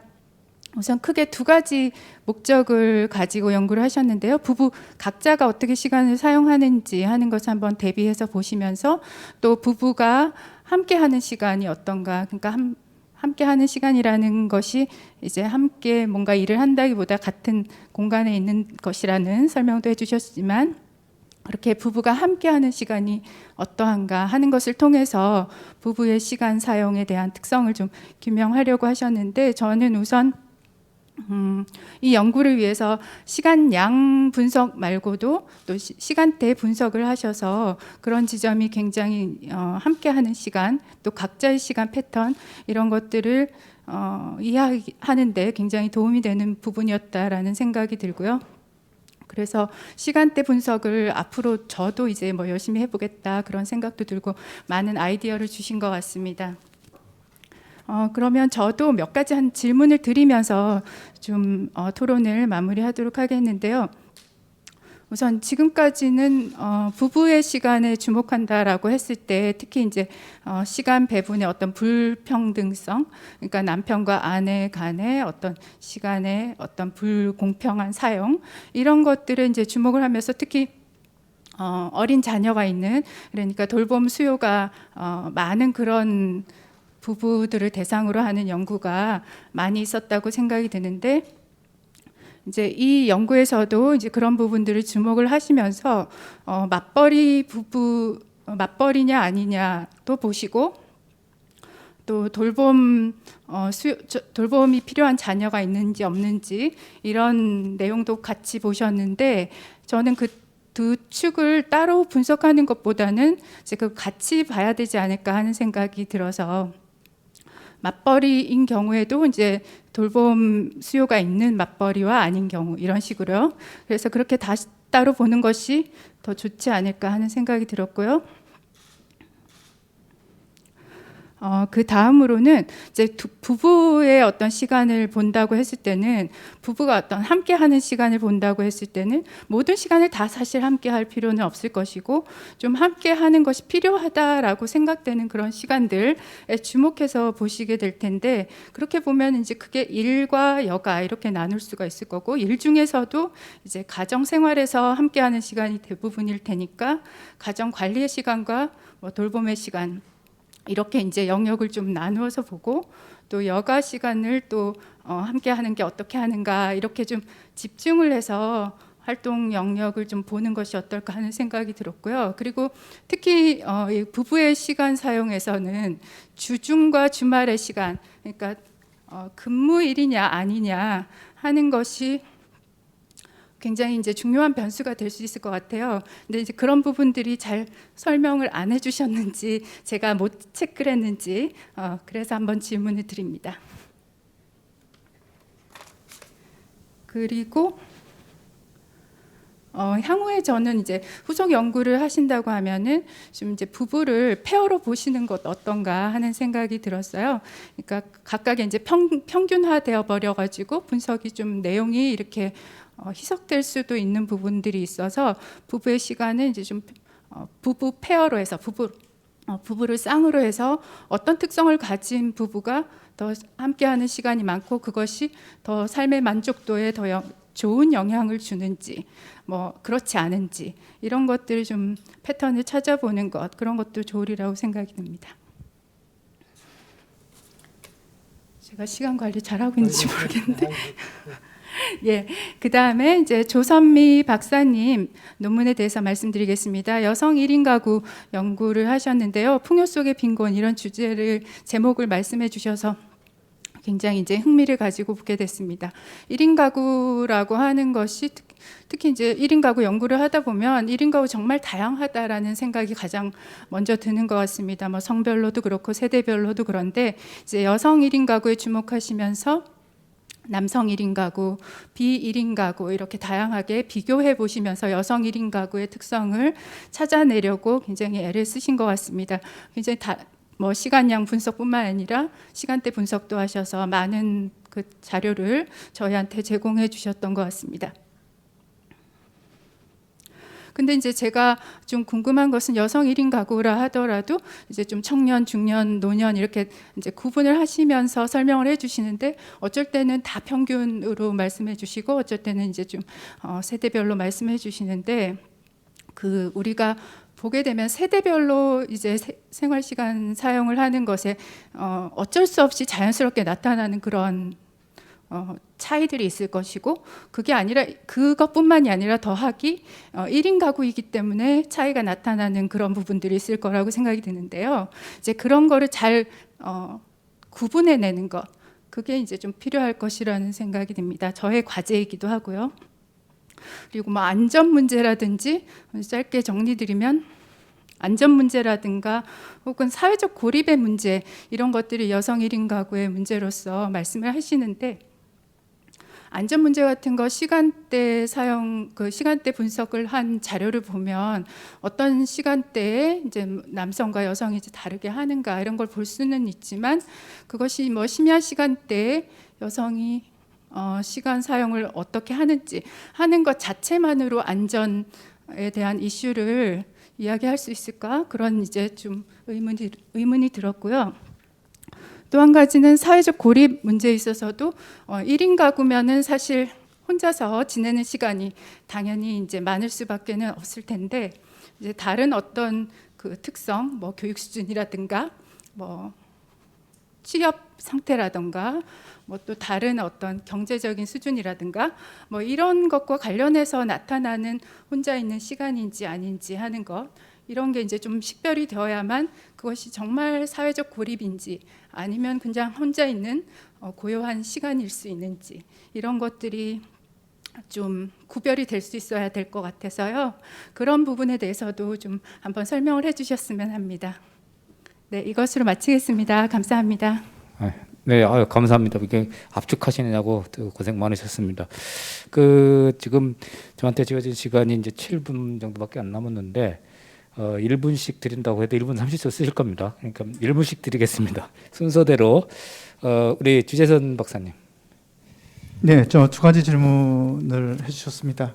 사실 이제 오늘 분석한 거는 연구라기보다는 사실 기초 분석에 좀 가깝습니다. 제가 향후 어떤 분석을 하는 게 좋을지에 대한 어떤 기본적인 분석을 해본 것이고요. 좀 사실 연구로 들어가면 조금 더 집중을 해야 되겠죠. 이제 아까 말씀하신 것처럼 맞벌이 내에서 뭐 돌봄을 이야기한다든가 하는 부분들이 더 맞는 말씀이십니다. 그래서 저희도 이제 부부 시간에 대해 지금 어느 정도 어떻게 사용하는가에 대한 어떤 기술적인 분석을 오늘 제시하고 설명한 것이고요. 향후 연구에 있을 때 이분들 좀 더 방금 말씀하신 것처럼 한 단계 나가서 좀 좁혀서 약간 동질적인 어떤 그룹을 나눠서 그 그룹이 특징적으로 어떻게 나타나고 있는가에 대한 분석을 향후 앞으로 할 예정에 있고요. 함께하는 시간 같은 경우는 사실은 이제 통계청에서 이제 함께하는 사람과의 분석들은 이제 모든 값을 다 주는 것이 아니라 이제 가정 관리, 가족 돌봄, 그 다음에 자원봉사, 교제와 참여, 그다음 문화와 여가 시간 부분을 가지고 이제 누가 함께하냐를 보통 이제 그 값을 주게 되죠. 그렇게 이제 앞으로 분석할 것이고요. 그리고 아까 마지막에 말씀하신 것처럼 이제 선생님 우리가 이번에 가져온 이제 사실은 그 안에 들어있는 부분은 이제 같이 사는 부부들만 했었고요. 이제 남녀가 사실 페어로 되어 있게 돼서 향후 분석할 때 그 페어로 분석하는 데는 전혀 문제 없게끔 만들어서 이제 하나로 이제 페어돼서 그 페어된 그 집단의 특성에 따라 어떤 것을 분석해 보면 어떻겠냐고 했는데요. 그건 향후 한번 연구 과제를 한번 삼아보도록 하겠습니다. 네, 이상입니다. 네, 감사합니다. 강신혁 박사. 네, 김주현 교수님 좋은 말씀 감사합니다. 이제 질문을 많이 주셔갖고요. 중요한 것부터 먼저 말씀을 좀 드리겠습니다. 시장 구조를 이해한다는 것이 어떤 의미냐라고 이제 질문을 주셨는데요. 이게 저희가 구직 활동을 한다고 했을 때 만약에 직장을 찾음으로써 얻을 수 있는 혜택이 좀 크다고 하면은 뭐 소득이 크다던가 아니면은 똑같은 시간을 들인다고 하더라도 직장을 찾을 수 있는 확률이 크다던가 연령별로 그게 다르다고 하면은 그렇다면은 이게 연령별 패턴이 좀 다르게 나타날 수 있을 겁니다. 해서 데이터에서 만약에 연령별로 구직 활동 시간이 좀 다르게 나타난다라고 하면은 이게 연령별로 똑같은 시간을 투자한다고 하더라도 취업 확률이 다를 수가 있고요. 아니면 아까 전에 말씀드린 대로 소득의 위험의 성격이 다를 수가 있고요. 그래서 그런 차원에서 이렇게 구직 노력 시간, 구직 노력 시간뿐만이 아니라 다른 시간을 이제 생애 주기에서 살펴봄으로써 저희가 노동 시장을 좀 더 이해하는 데 도움이 많이 된다는 측면에서 그렇게 말씀을 드렸던 겁니다. 그리고 되게 좋은 말씀을 주셨던 게 2014년 패턴과 2019년 패턴이 똑같다라고 하는 것의 똑같은 것의 의미가 뭐냐라고 하신 것에 대해서는 제가 지금 당장은 이제 가장 좋은 답변을 드리지는 못하겠지만은 계속 제가 이 관련 연구를 이제 진행할 것이기 때문에 그래서 요거는 이제 제가 나중에 좀 더 이제 후속 연구를 통해서 좋은 이제 대답을 드릴 수 있을 것으로 기대를 하고요. 유의하지 않다고 이제 연령별 패턴이 유의하지 않은 것의 의미가 어떤 것이냐라고 했을 때는 아까 말씀드린 대로 저희가 구직 활동 이제 직장 이제 웹사이트를 이제 좀 더 많이 찾아본다던가 하는 것이 별로 도움이 안 된다고 하면은 구직 노력을 그렇게 많이 하진 않을 겁니다. 연령별로 그렇게 다르지도 않을 것이고요. 그래서 제가 이해한 바는 이건데 이것도 앞으로 제가 작년 연구에서는 이제 이 원인에 대해서는 완벽하게 식별한 것이 아니기 때문에 이제 주신 좋은 질문을 바탕으로 좀 더 좋은 연구할 수 있도록 하겠습니다. 감사합니다. 네, 감사합니다. 전지현 박사님. 네, 김주현 교수님 재미있게 들어줘서 정말 감사드리고요. 사실 굉장히 여러 가지 내용이 있지만 오늘은 이 생활 시간 데이터를 활용해서 우리가 무엇을 더 알 수 있는지 그런 메시지를 좀 전달드리고 싶어서 집중한 측면이 있습니다. 그래서 실제로 웰빙 관련해서는 제가 2014년 데이터를 이용해가지고 이 시간 균형점에 따라서 노년의 웰빙이 어떤 영향을 받는지를 분석한 논문이 있고요. 거기서 실제로 영향이 입증이 되었습니다. 그리고 저도 이제 제가 좀 이번에 하고 싶었던 것이 2009년과 2019년이 10년이 차이가 나기 때문에 어떠한 차이가 있는지를 발견하고 싶어서 들여다봤는데요. 남성 노인의 돌봄 가사 시간이 증가한 것은 저도 굉장히 흥미로웠습니다. 다만 제가 이거를 부부로 짝을 지어서 보거나 하지 못했기 때문에 이게 어떤 그 1인 가구의 증가라든지 혹은 다른 요인과 연관되어 있을 가능성을 아직 탐색을 못한 부분이라 열심히 들여다보도록 하겠습니다. 마지막으로 중요한 지적을 해주셨는데요. 균형이라는 것을 어떻게 볼 것인가? 저는 그것을 하나의 어떤 정적인 균형점, 이상적인 균형점을 보는 개념이 아니라 생애 주기와 각자의 역할에 따라서 바뀌는 어떤 다이나믹한 밸런스라는 것이 변화하는 점이라고 봅니다. 그래서 그 변화하는 것이 각각의 생애 주기마다 있지만 거기서 크게 벗어나는 사람들과 혹은 그거에 따라서 웰빙에 어떤 영향을 받는지를 탐색하는 데 관심이 있습니다. 감사드립니다. 네, 감사합니다. 조선미 박사님.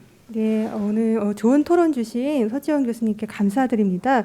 네, 저도 주신 내용에 충분히 공감하고요. 그래서 질문 주신 그 핵심은 그러니까 이것이 그 1인 가구만의 그런 특징적인 그 성격이 무엇이냐, 이게 생활 시간 전반의 특징이냐, 고유한 1인 가구의 특징이냐, 그 부분을 엄밀하게 들여다봐야 된다. 저도 충분히 공감합니다. 사실 이번 연구는 일단 1인 가구 삶이 어떠한지 좀 알아보자 이런 차원에서 수행했어요. 일단 알고 싶어서요. 그래서 사실 여기서 발견했던 사회적 고립이나 안전 문제 이런 문제는 제 생각도 이건 잠재적인 발견이고 이것이 정말 1인 여성 가구만의 특징적인 문제이냐 이 부분은 후속 연구에서 좀 더 엄밀하게 살펴봐야 될 것 같고요. 제 생각엔 생활시간 조사 단독으로만 살펴보긴 어려울 것 같고 다른 사회 인식 조사나 사회 조사에 관련된 그런 내용들과 함께 결합하여 분석하는 작업이 필요하다고 생각됩니다. 오늘 유의미한 토론 제공해 주셔서 감사드립니다. 네, 감사합니다. 아까 모두에 말씀드린 대로 4개 논문 발표하고 토론하는 게 거의 불가능에 가까운 것을 제가 막 대촉하면서 했습니다. 그래서 여기 보니까 마무리, 총평, 사회자 이렇게 써 있는데 제촉해놓고 제가 길게 말씀드리기는 좀 뭐한 것 같은데요. 한 말씀만 좀 드리겠습니다. 그 4 논문이 굉장히 이제 다양한 분야를 하는데요. 부부 시간은 이제 보편적인 거고, 구직 그다음에 노년, 여성 1인 가구 이런 건 좀 우리 사회에서 좀 특수한 그런 어텐션을 받지 않는 마이너리티 그룹이라고 생각하는데 실질적으로 보면 우리 사회 변화를 본다면 이 그룹들이 또 이제 다수 그룹이 되는 사회를 변하고 있지 않냐 이렇게 생각을 합니다. 그러니까 우리 이제 나온산 1인 가구도 이제 거의 상당히 보편화되고 있고요. 그다음에 좀 이해가 안 가는 게 구직 시간이 평균적으로 0.1 시간이라고 그러면 6분이라는 건데 그게 말이 되냐 하는 생각이 들어요. 왜냐하면 요즘 취준생이라는 말을 혹시 들었나 모르겠어요. 취준생을 우리가 알지 않습니까? 근데 취준생이 되기 위한 준비를 또 하는 게 그 시간이 있답니다. 운전면허도 따고 아파트도 빌리고 하는 거 있잖아요. 그런 식으로 굉장히 지금 이게 청년 일자리가 중요한 문제인데 이 생활 시간 조사로는 그렇게 많이 잡히는 게 같지 않고 그래서 이 부분이 앞으로 중점적으로 연구가 돼야 될 것 같습니다. 그러니까 우리가 생활 시간 조사를 한다는 것이 국민들을 어떻게 하면 행복하게 만드냐 이거잖아요. 그래서 이 소외된 또 앞으로 점점 늘어날 인구 집단 그 부류 유형 그분들을 어떻게 하면 좀 행복의 시간을 채워 넣느냐 이게 이제 정부의 정책이 돼야 될 것이고 이것이 이제 계속해서 정부가 이제 노력을 해야 되는데 아쉬운 거는 지금 이게 2019년 거잖아요. 근데 코로나 이후로 완전히 지금 생활 습관이 바뀌었는데 어떻게 추경에 좀 포함시켜서라도 한번 긴급 생활시간 조사를 해야 되지 않을까 생각됩니다. 여러분 4분 발표자 여러분, 2분 토론자분 너무 수고 많으셨습니다. 감사합니다. 네, 고맙습니다. 이렇게 저희 세션 첫 번째 마무리를 하도록 하겠습니다. 다시 한번 함께해 주신 모든 연사분들 그리고 토론자분들께 진심으로 감사를 드리겠고요. 사실 우리 사회 각계 계층의 다양한 모습들을 조금 살펴볼 수 있는 의미 있는 시간이었던 것 같습니다. 앞으로도 이런 관련 분야에서의 지속적인 연구가 진행이 되고 또 이 연구가 정책에 반영이 되어서 우리 삶 전반적인 만족도가 향상이 될 수 있기를 한 마음으로 기다리도록 하겠습니다. 다시 한번 의미 있는 말씀 감사드리겠고요. 저희는 두 번째 세션 3시 20분에 다시 인사드리겠습니다. 고맙습니다.